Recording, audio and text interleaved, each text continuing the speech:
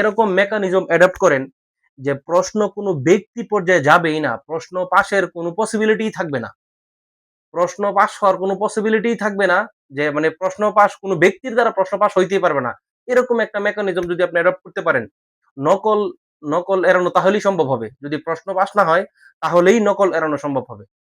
মাননীয় শিক্ষামন্ত্রী, আমরা দেখেছি ২০০১ থেকে ২০০৬ পর্যন্ত আরকি আপনি অত্যন্ত দক্ষতার সহিত আপনার দায়িত্ব পরিচালনা করেছেন এবং মানে নিয়ম বহির্ভূত এরকম কিছু করতে দেন নাই, বা এরকম কিছু করেছেন যে উদাহরণ আজও আপনার এই কথাগুলো আমরা মনে করি বা আমরা দেখি।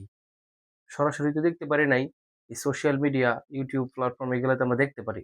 কিন্তু এখন যে সমস্যাটা হইতেছে, আজকে দেখলাম এই যমুনা নিউজে একটা রিপোর্ট হইছে, টিভিতে দেখলাম যে প্রশ্ন ফাঁসের যে ব্যাপারটা, আপনি ২০২৬ সালে এসএসসির জন্যে খুব ভালো একটি উদ্যোগ নিয়েছেন।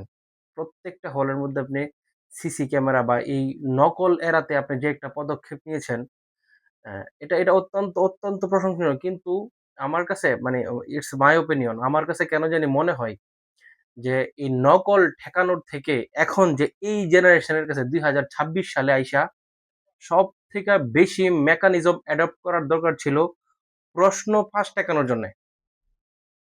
এখন এই জেনারেশনে নকল একসময় ছিল। নকল যে ছিল না তা না, নকল ছিল। কিন্তু এখন মোটামুটি যারা এক্সাম হলে বসে এক্সামে যায়, মোটামুটি পড়েই পরীক্ষা দিতে যায়।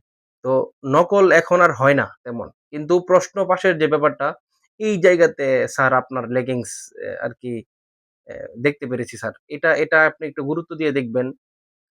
যদি আমি ক্ষুদ্র মানুষ, আমার এই মেসেজ আপনি পর্যন্ত পৌঁছাবে না। এটা শুধু আমার কথা না। এরকম মেকানিজম অ্যাডপ্ট করেন যে প্রশ্ন কোনো ব্যক্তি পর্যায়ে যাবেই না। প্রশ্ন পাসের কোনো পসিবিলিটিই থাকবে না।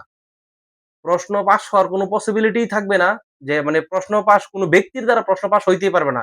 এরকম একটা মেকানিজম যদি আপনি অ্যাডপ্ট করতে পারেন, নকল নকল এড়ানো তাহলেই সম্ভব হবে। যদি প্রশ্ন পাস না হয় তাহলেই নকল এড়ানো সম্ভব হবে।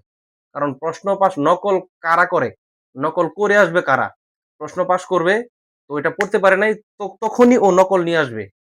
সো যদি প্রশ্ন পাস ঠেকানো যায় তাহলে নকল আপনা আপনি বন্ধ হয়ে যাবে।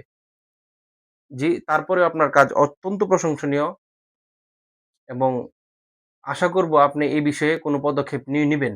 আসসালামু আলাইকুম।